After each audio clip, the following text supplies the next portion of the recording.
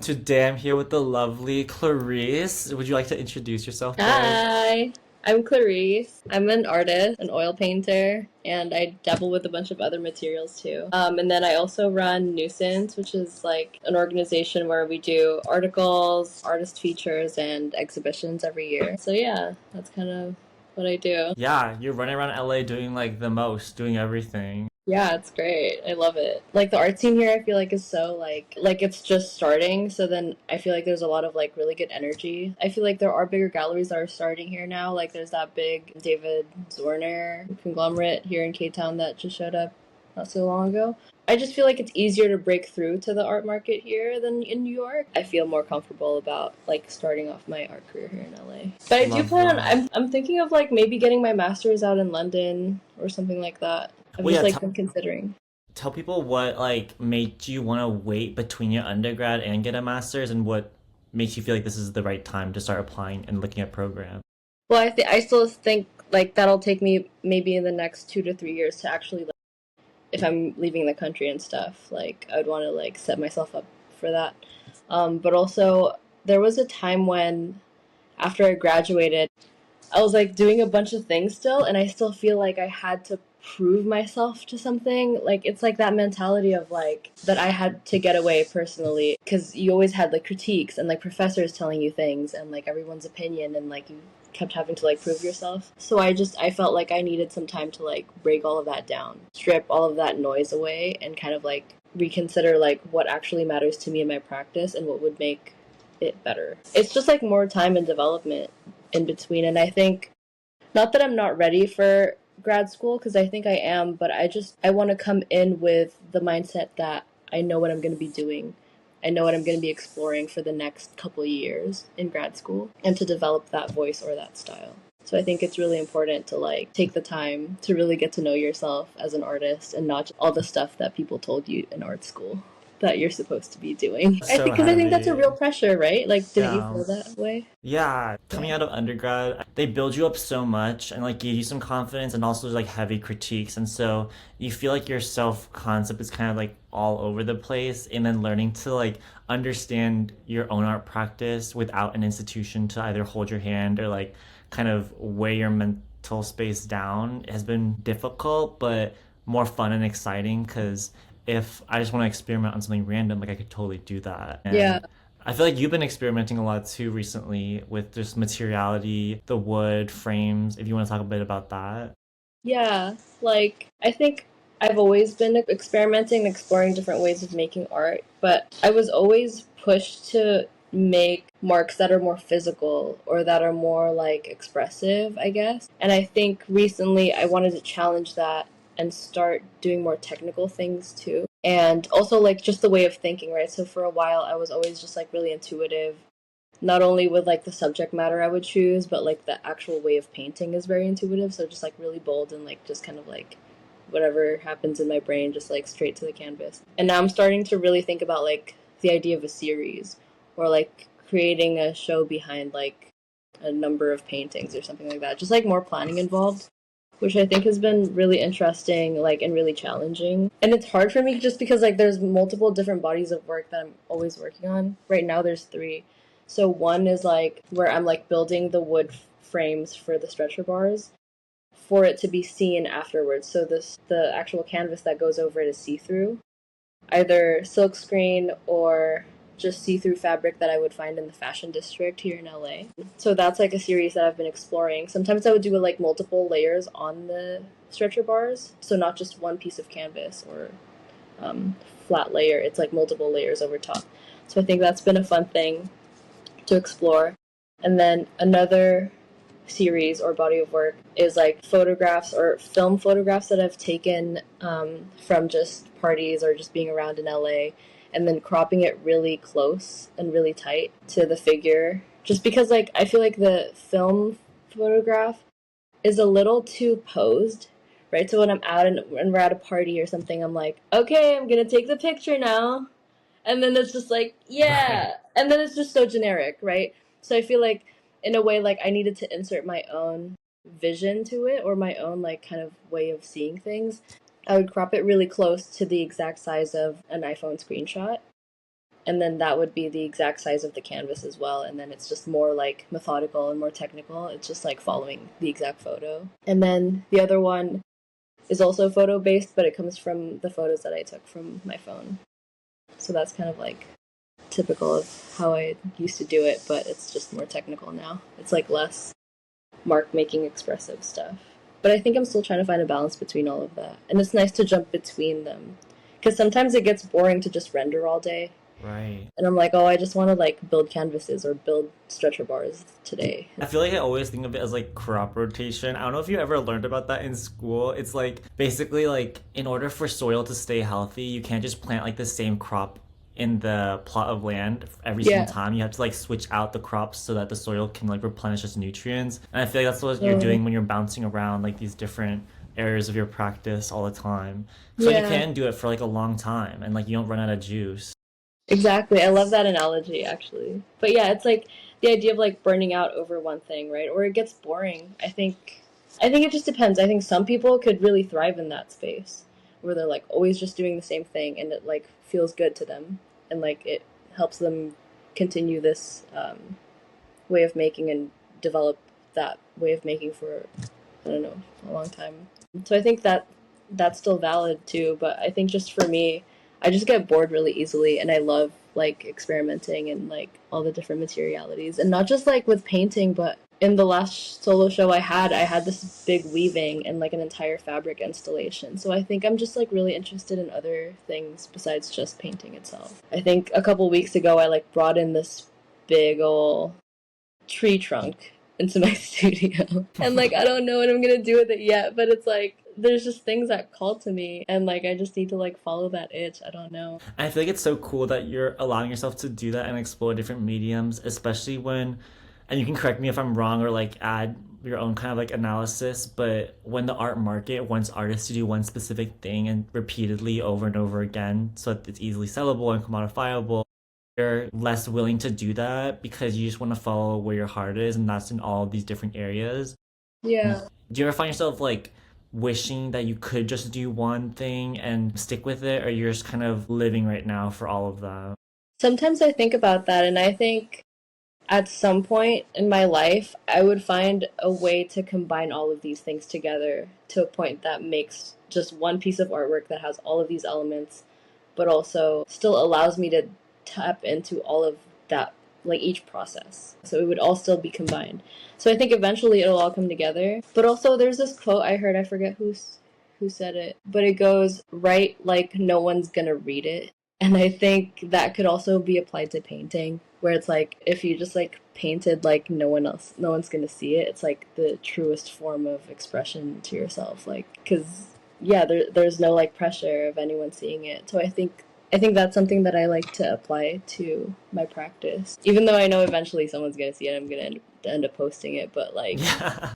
I like because I actually like paint things that no one ever sees. Like I don't like post everything I make, but I don't know. Yeah, I Yeah. feel like okay. So last time, for the audience that doesn't know, but last time we talked and the podcast flopped because it was my fault, the processing issue and whatnot. But we briefly touched upon how you didn't want to let people into your studio or do these studio visits where people would see the work because you're in a moment of like privacy or reprieve from all of that.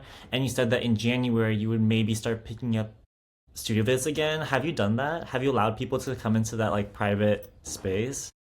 I've had some people come in, but and I've invited a few people too. I'm less reluctant to show people now because I feel like it's at a good space. I make a lot of work, and then once it's done, it goes into a storage unit. So my studio is just a place to create things. So everything in there is a work in progress, or maybe like one or two pieces that are finished. So when someone comes in to visit, they don't really get to see all the past work or all the finished work. So yeah, I feel a little insecure when I have people over and it's like none of the work is finished or it's at like maybe 10% of just getting started, right? So it's like I don't know, I feel like it's harder to see the vision that way. Yeah, I feel like my studio's at a good spot right now for visits and I've been doing that more. And for people who may not know, can you describe like what a studio visit is? I should have asked that first. Yeah.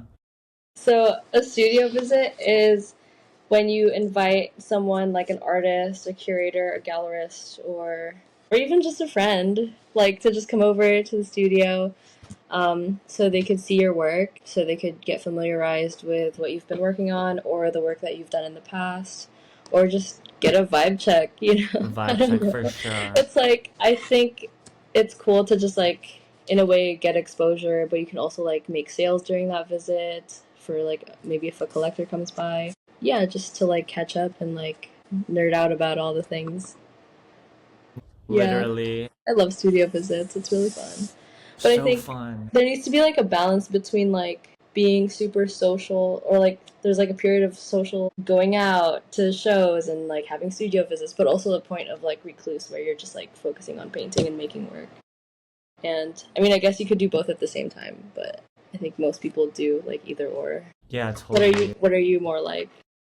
Well, I feel like I don't like to show people my stuff in person actually. I didn't realize Yeah. this, but I like never really do studio visits. Oh, we did one like super quick one together. But Yeah. like other than that, I feel like But I haven't you really like let you didn't want to do like a walkthrough of any of the work you. Yeah. I don't know why, but I'm trying to fix that a bit and let people in a bit more. I'm not sure, but Yeah. we'll see what the Everyone's vibe is. different. Everyone's so different. Has there And been like a honestly, with what we can do online, it's almost like you don't really need one. I'm so curious, like, has there ever been a studio visit, and you don't have to name names, that like you went into the studio and it was hard to talk to the person? Because I imagine with people who are just learning about studio visits and like younger artists who have like social anxiety or something like that, like it Mhm. can be really intimidating to kind of like allow people to come into that space or enter someone else's space. But Yeah. to normalize if there's ever experiences where, yeah, inevitably like this will be awkward at some times and you just kind of push through it. Yeah. Oh my gosh. That's crazy. I mean, I never thought about that. I didn't realize that like people would have negative experiences. I personally never had that. Are you talking about like they came into my studio and it was an awkward situation for both of us, or me going to someone's studio and it was Either awkward? or, yeah. Yeah, I don't think that's ever happened to me. I feel like I just try to fill the awkward silence.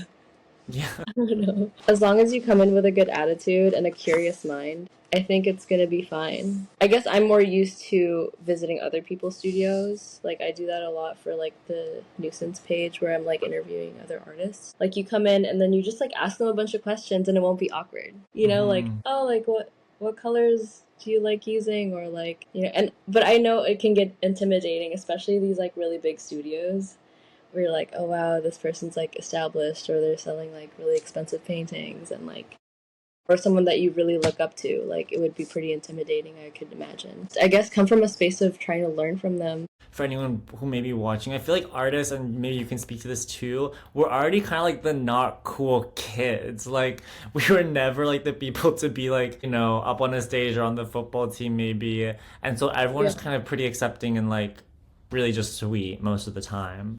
Yeah, So, yeah. true.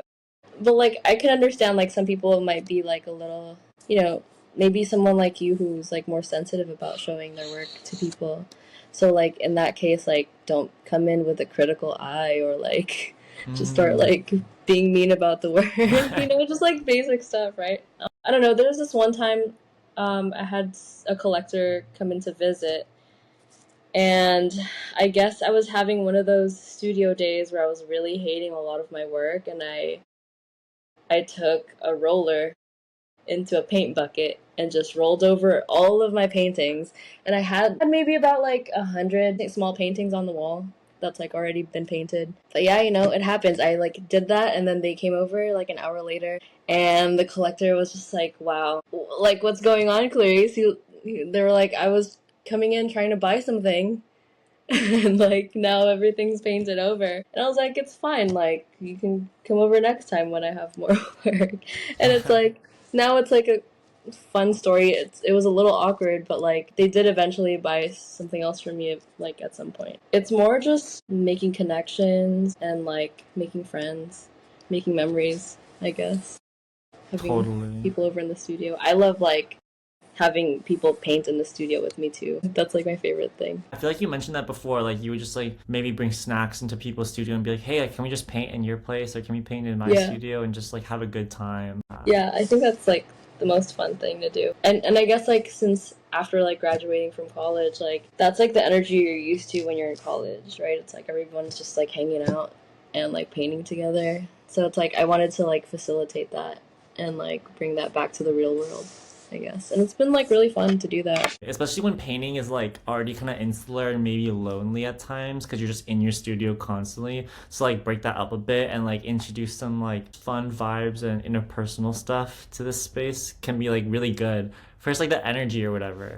Yeah, exactly. But also, like, I think a lot of people are really busy oftentimes. So it's like, Right. when are you going to find the time to actually hang out with someone, you know? So, and if you're both artists and you just want to hang out, like, let's just, like, both work on something at the same time and So coexist. sad. Gossip while painting. I don't know. It's like, it's cute. True, because low-key, everyone just knows each other. At Yeah, some point, exactly. everyone just knows each other. And you know what? Gossiping can be healthy.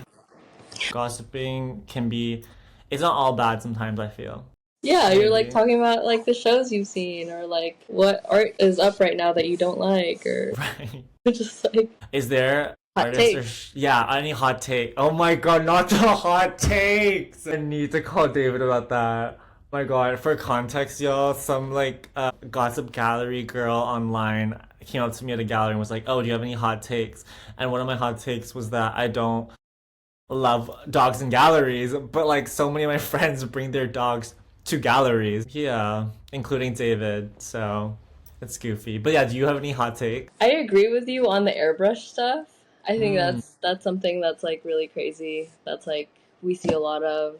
Although like there are people that are really killing it and like doing totally. really good stuff with that, so I don't know, it's hard. I feel like when you're put on the spot like that, I can't like come up with like a hot take. Any It's like hard. art show hot takes? Like anything you saw recently that you're like, not the best. I thought it would be better. So I went to a museum show at Mocha. It's like a photorealism show, and there was a couple pieces there where it's like a person sitting on the ground, like in a corner or something, and it's like spread throughout the museum. And I think it might have been the same artist as the person who did like the Traveler. It's just like a sleeping person in an airport with like luggage. And it's just like so photoreal. It's like behind glass. And it looks like an actual person just sleeping on the floor of the airport. Those pieces made me feel so uncomfortable, and like I didn't want to look at it, and like it was just like weird because like this is literally what's happening outside. It really bothered me that I reacted that way too, and that I had this like weird reaction to it where I like hated it, but also like changed my perspective and Mm-hmm. like really made me learn things. And I think good art is supposed to do that. It's weird. I like hate it, but it's good, and it's not, and it's good. It's like all the things. And it's funny because like I wanted to talk about like that piece that I did pretty recently where it's just like a full on vag Yeah. figure, just like spreading her vag to the canvas, to the camera, or to the viewer. When I posted that, it's like pretty graphic and pretty like bold, but like once I posted it, like I lost 30 followers or Wow. something, like just like a big amount of followers, and then like but the post itself actually did really well and the piece sold. So it's interesting to think about like how art can be polarizing and whether or not you should follow that. Like, should you continue doing that or not? Like, I don't know. How did that make you feel when even though like the piece sold and there was like good engagement on it that people still like were bothered by it? Like were you more like upset at the reaction almost?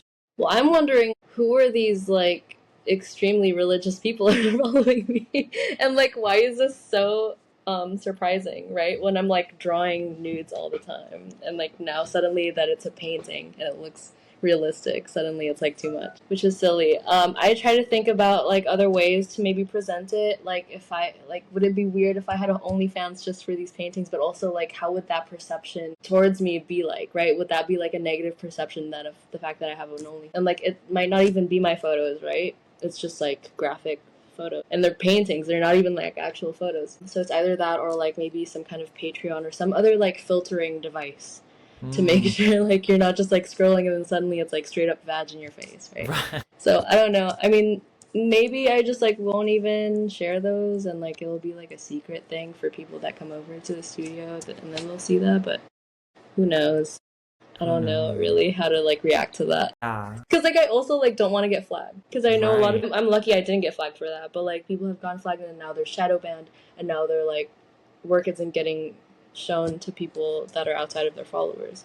like just being true to yourself, but also like having to jump hoops with what's safe and what isn't. And like, should we Literally. even think about what's safe? That's the problem, right? It's like we should just be able to like make whatever we want and not think about how people are gonna react to it. It comes back to Totally. the painting like no one will ever see it, or writing like no one will ever read it. And Yeah. like when you're doing these paintings, is it more self-expression or do you think about an audience while you're making it? Because I guess it goes back to like what you're saying, like that quote. It's like, what would you make if no one's watching? But Mm-hmm. also, we still make to, at the end of the day, maybe post about it or Mm-hmm. have our Show at a work be in a gallery. gallery, right? So, what's that tension like for you? When I make these paintings, I don't make them with the intention that they're going to be in a gallery. It's not like I'm making them to prep for a show, I guess, if that makes sense. Like it's not like like I'm like doing it for that. And then as I'm making it, I don't come in with the intention that oh this one's going to be good and I'm going to post it. I'm just making it. Like when I made that pussy painting, I was like crying the entire time. It was really emotional for me to make it, like with just like everything else that's going on in my life. So in that sense, like I totally wasn't thinking about posting that online until I finished it and I felt really proud of it. And I Mm-hmm. thought maybe people need to see it Yeah. because I make a lot of paintings that just straight up flop. Like they just like don't turn out so well, or Same. they're good, they're like good, but like not good enough to be like, yeah, that's my painting. You know what I mean? Like I'm gonna own that paint, like it's mine. It's just like a little practice thing or like a little study, and it's like I'll post the behind the scenes a little bit, but not like here's my beautiful piece of work and buy it. You know, like I just wouldn't even do that. So yeah, I think it's important like coming into it to like not think about the outcome. I know a lot of the times like for artists like they don't really get that option. It's like they have a deadline and they have a show and it's like you can't really think about experimenting or just like the freedom of just making whatever you want. Well, Right. I guess in the end of the day you're still making what you want, but it's not it's like more calculated, right? Cuz you're like thinking like this needs to sell and like this needs to be for a certain group of people. I don't know. It's a topic that I've been thinking about a lot recently, especially with artists who have jobs that supplement their income. And those that do, they're not putting a certain level of pressure on their work to make it so they can eat for the month, right? Because then Mm-hmm. when there is that pressure on your practice, sometimes you have to curate your work a bit more to appease whatever market forces or tastemakers are at play. So I was wondering if you can just speak a bit about maybe just like your regular job and like how you're able to support yourself and maybe if there's a tension between that work art balance and if there's pros and cons into not having that pressure on your practice to make an income. I work as a medical assistant and it's part time. Depending on like if there's more shifts, I'll take more shifts. But for the most part, like it doesn't actually fully pay for everything that I need to pay for. So I do still make money off of making art and sales. So I guess it's like partially there's like some kind of pressure there. But I also do commissions. Like this month I did a double portrait commission of a drawing, and that helps too. And like that painting sold, so it's like been really good. But yeah, it's funny. Like I don't really like think about that kind of pressure of making money with art. Oh, and I also like assist other artists, so I like help people paint and like get them to finish their paintings at the deadline that they need to get it done. Like if they have a show or something, or just like general like cleaning studios or stuff like that. And I wanted to set myself up for something like that just so that I could have enough flexibility and freedom to work on my own stuff and maybe do other art related things, but also have some kind of stable income coming in. I think it's nice to have both. If everything is covered by work, then you just also wouldn't really be, you would just be making work. For a while there, like last year, I had two accounting jobs and it paid for everything and I was fine there. And I would still paint at night too. I would like, anytime I would just paint. But the paintings weren't very good. Like, it was just all like messing around. Like, it felt like therapy. I'd be working all day and I just needed to paint, but it wasn't any good. And I didn't have any pressure to make it good because I wasn't even trying to sell them or show it or anything. I think I'm still trying to find the balance between all of that. And I think the main goal is to just be able to live off of making art. I hope that that happens. I think it's funny though because no one has actually mentioned the pressure part, but I think you're so absolutely right about how sometimes you need that external pressure and that like survival mode in your practice to make the work better. Pressure makes a diamond or whatever. And not that's So like true. masochistic to enter that mode of feeling like you have to like survive through making better art. But I feel like you're right, like that pressure does help. It's true. And also, I mean, I talked to like the artists that I've assisted to, and when like they're approaching a deadline, it's like for the most part, before the deadline, they wouldn't do anything. Like they know about the show months and months and months ahead, but they just wouldn't do anything about it until like bam, we're like 2 months almost to the deadline, and now we have to like hyper do everything. It's just like that pressure, like you need it. I feel like we're basically coming close to the interview, but if you have any last advice or words of wisdom for any artists that want to do it, want to enter the art world and just have that success. Something I would want to hear when I was starting out is like just don't sweat it. Work on your foundations and work on your skills. The more you invest on yourself, the more you're better off later on. And just keep honing your voice, and your voice is the most important thing. Like having a unique perspective in the world, like that's what people want to see. Especially now with AI and everything looking so generic, originality is going to be more and more important. So keep doing you. Keep being weird. Be weird as frick. You know what I Weird mean? as frick. Literally. And then last thing, where can they find you and support you? You can find me in my studio in downtown LA. Work. Mm-hmm. Also at clarisse.artist. That's my Instagram. And then if you Google my name, Clarisse Abelarde, I should show up on Google. I have like some websites and some videos and stuff. So So yeah. sick. Yay, thank you so much, Yay! Clarice. Thanks for having me. That was so Fun. great. Of course, this was so much fun.